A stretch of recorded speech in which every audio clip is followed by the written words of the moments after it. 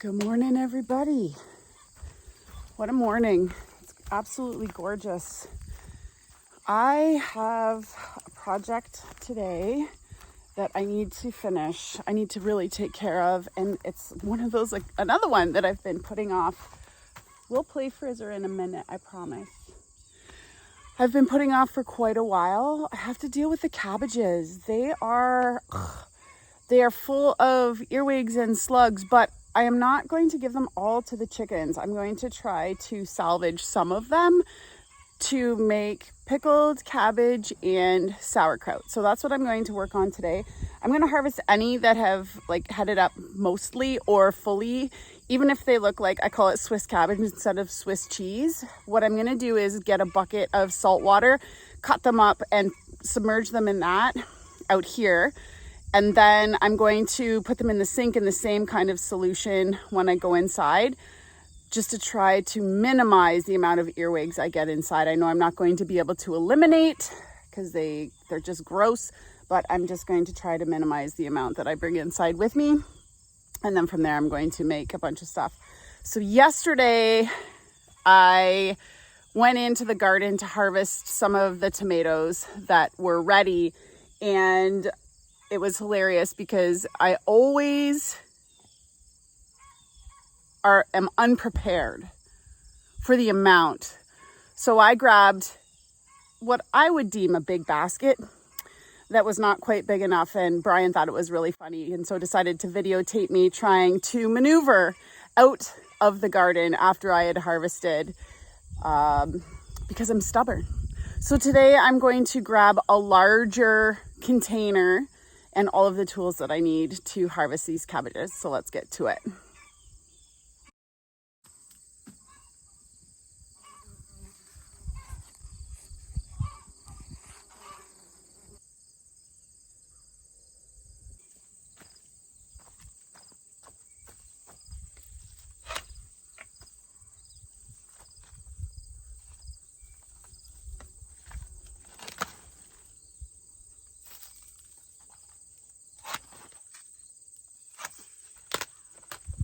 These are for the rabbits. Some of these I'm harvesting pretty small, but they're perfect. Like they don't have a lot of damage, so I'm just gonna harvest them so that I, don't have to worry about it. Have to say that although they're not perfect, holy smokes, I can't lift it. They are pretty awesome to be able to grow my own cabbage for sauerkraut and pickled cabbage. I will have to do some trimming and some pest control, but I know I'm going to be able to salvage a good amount of food, so it's awesome. All right, there's the basket of cabbage. We have to evict the earwigs and slugs and then get to making our pickled cabbage and sauerkraut. Ooh. But first we gotta feed this to the buns. Hi girlies, you want a snack? You want a snacky? You want a little snack? Do you want a little snack? Here, Rube. Yummy.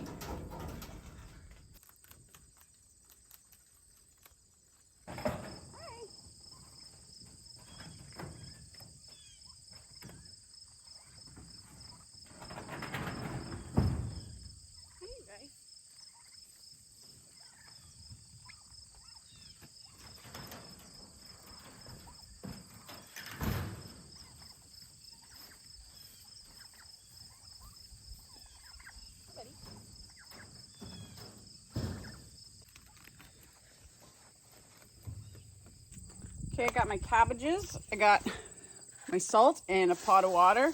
I'm just gonna add a liberal amount of salt, no measurement. I've got this about half full. This is my turkey cooker pot. Just gonna mix that around a little bit, dissolve the salt. You could also add warm water. I didn't, but you could, and that would dissolve the salt even better. And then all I'm gonna do is cut the cabbage. I'm gonna cut the bottom off. Ew, look. Ew! I know you're probably thinking as if you're gonna eat that, but I'm gonna get them all out of here, I think. I cut one in half, which feels good.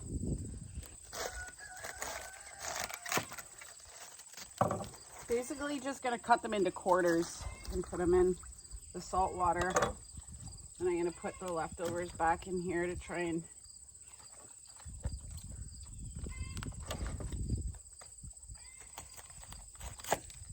when you cut off the bottom, this is where they like to hide, so that's kind of what you're aiming for. I'm just gonna shake it out because they're gonna come out anyways. Take off any leaves that have massive holes that go to the compost.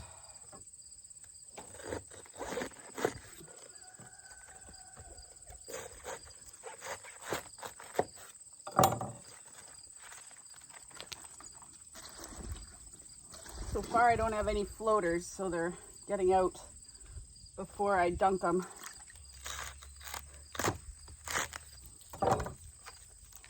Look how pretty that is. This one's too Swiss cheese. I don't think it's worth trying to salvage. Been thinking a lot lately about what it must have been like growing food back when there were no such thing as grocery stores and when you had one season to grow as much food as you could to survive for the winter, and how stressful that must have been when you dealt with things like this. Oh, there's one. Our first floater.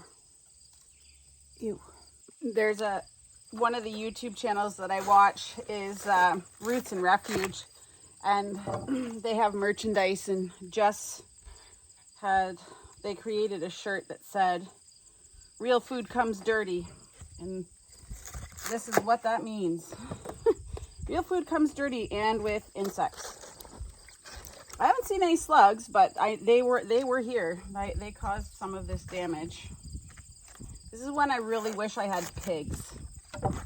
Okay, I'm gonna just slosh this around and kind of jiggle to get the water all in there.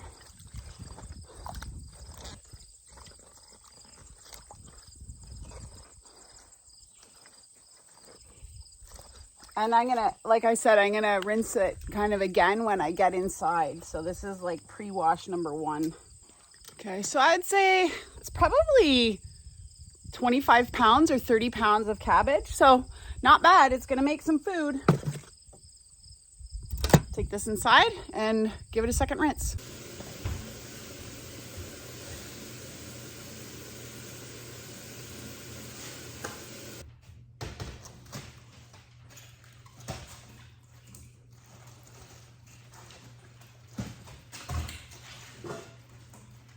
Sometimes I really frustrate myself when I do this stuff because I take on way too much. But this has to get done, so we're doing it today. The first thing I have to do is chop up all this cabbage, which outside didn't look like a lot, but now inside looks like a lot. And normally I use my food processor.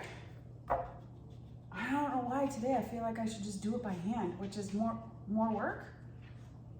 What am I gonna do? Ooh. Both recipes call for shredded cabbage, so I'm gonna get the food processor out, and I'm gonna shred it with that. Ooh, I don't know what the deal is today. My problem is I'm overwhelming myself. I'm trying to do too much, but it has to get done. So let's just give her here. Anything that has holes or anything is going in the compost. I think I don't like using the food processor sometimes because I have to cut the pieces so small. So then I just wonder why I'm not just gonna chop it all by hand.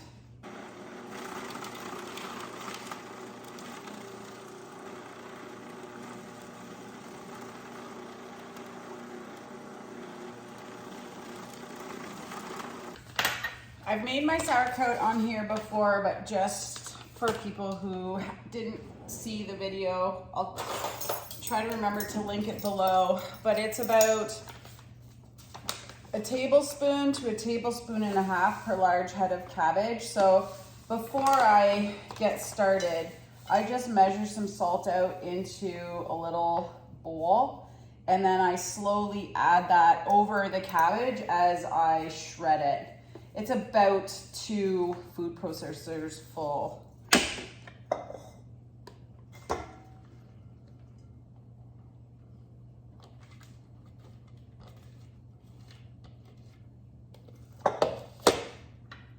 So I'll just sprinkle about half of this over, and then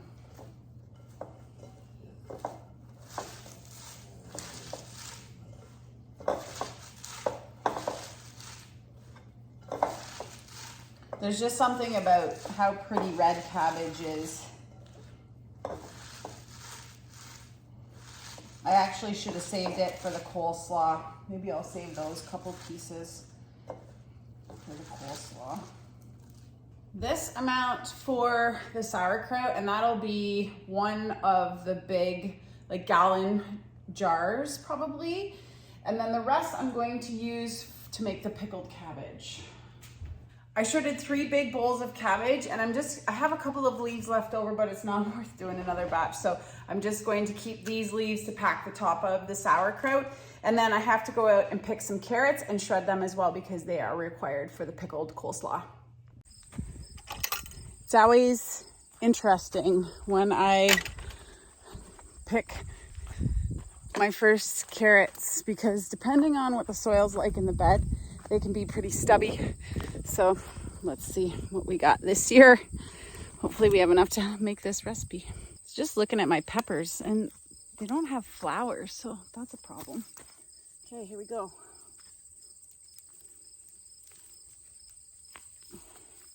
Ooh, not bad. It's exciting. That one's got like little arms on it. Oh, those are beautiful. That's great.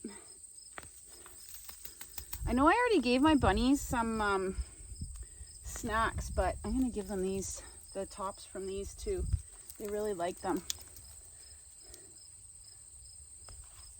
Well, that's fantastic. That is a good news story because for the last couple of years, I've really struggled growing carrots. So I'm pretty tickled pink about that.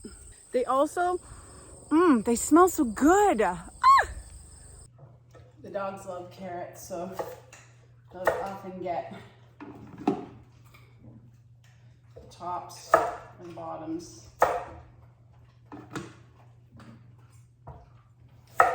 Now, I could have picked these carrots earlier, I am seeing now, but they'll still taste all right. That one sit.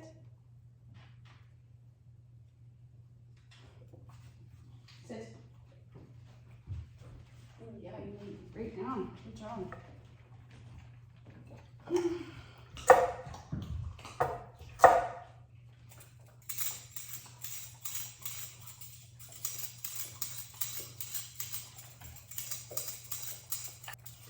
You want to harvest your carrots before those fine roots start to develop, so I'm a little late.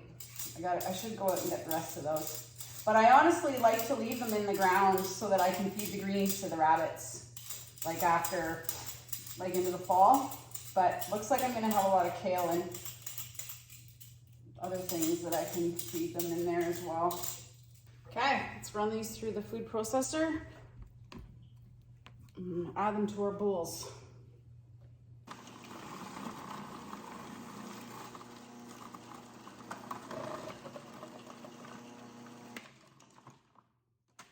The recipe actually did call for julienne carrots, but not today.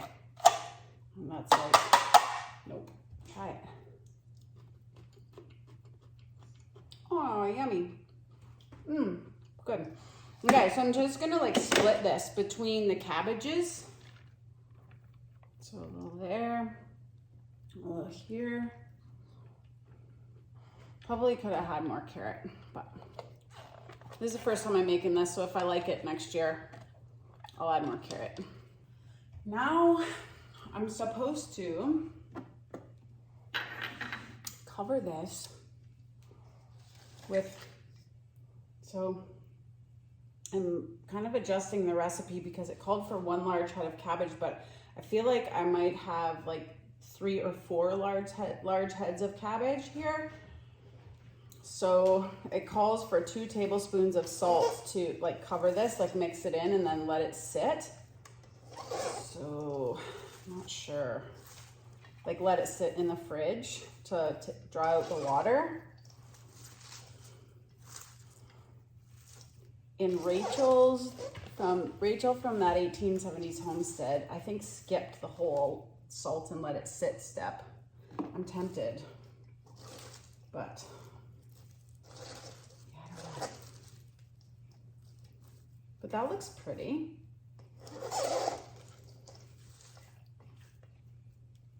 Look at that prettiness, all from my garden. This one's not as pretty because it doesn't have any of the red cabbage in it, but still. Okay, I should have put the salt in and then done this bit.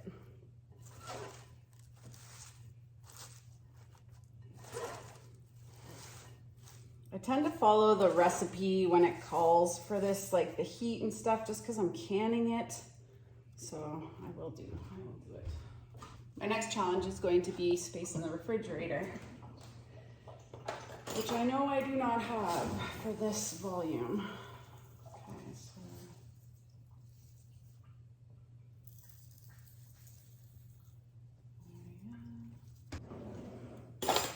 did you see that? Didn't even wash it. Okay, so I'm gonna mix the salt in and then let it sit for 2 hours in the fridge. But here, if you notice, I'm not massaging the cabbage. I'm just like folding the salt in. It's a different process in this one.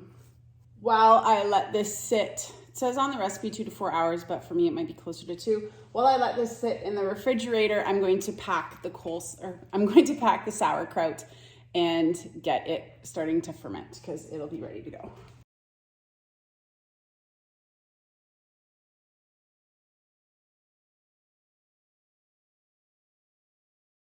Don't need this cabbage.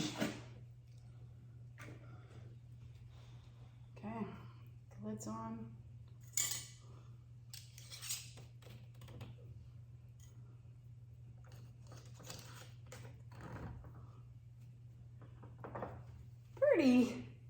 I just rinsed the cabbage and the carrots, and I realized I wasn't supposed to put the carrots in with the cabbage, but I only left them in for about 20 minutes and then I rinsed them because I don't want them too soggy. I'm also, like Rachel on that 1870s homestead, I am going to add some pickle crisp as well as celery salt to my pints for flavor. But I'm just mixing up the brine here, and I'm learning from her tips because she had to make another batch. So I'm just going to go ahead and start and make a double batch right away.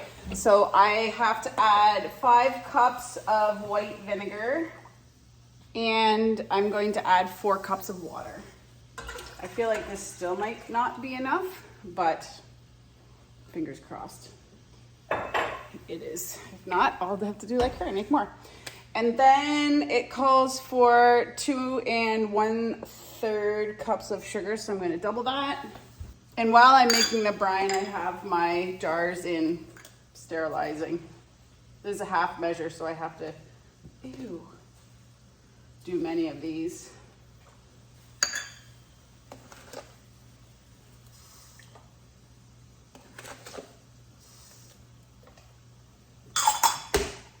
There we go. So this is just a basic brine, nothing fancy. Something similar is used in most pickling recipes. And so all you want to do now is dissolve this and bring it to a boil.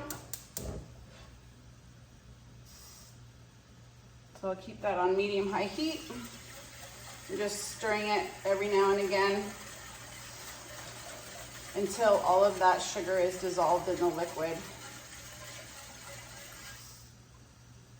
Once the jars are sterilized, I'll pack them. I'll add the celery salt and the pickle crisp. The recipe says to add the cabbage and carrots to the hot brine. I'm going to actually do the opposite. I've smished it all in this bowl.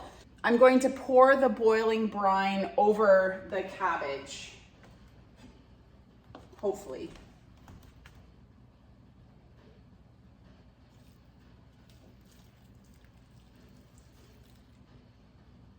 And now I'm just going to fill my jars with the cabbage. And I'm gonna fill them to about 3/4 of an inch of headspace. I think what's the recipe say? 1/2 inch headspace. So I usually go to 3/4 of an inch and then I add my brine and kind of top it up from there. Now I'm gonna add 1/8 of a teaspoon of pickle crisp, which is on the ingredients calcium chloride. So maybe that's what I look for when I never used this before. So I guess we'll see what happens, if it's good, if it's effective. Who knows? I don't know how much Rachel put in of celery salt. She said celery seasoning, so I'm not even sure if it's celery salt. So I'm just gonna add 1/2 teaspoon, a little bit, maybe less than that.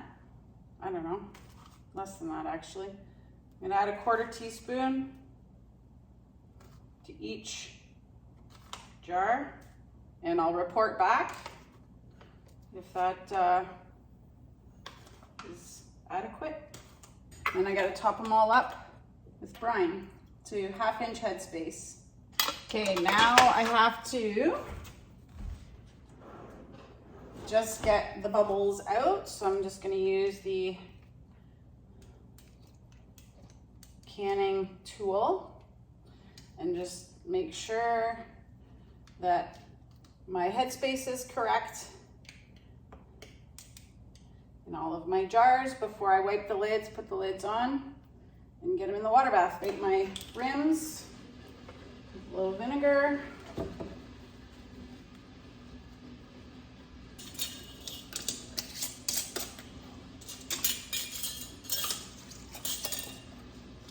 I've loaded the first batch in the canner, so I'm doing 6 jars at a time because I have 12. I'm going to water bath can them for 20 minutes.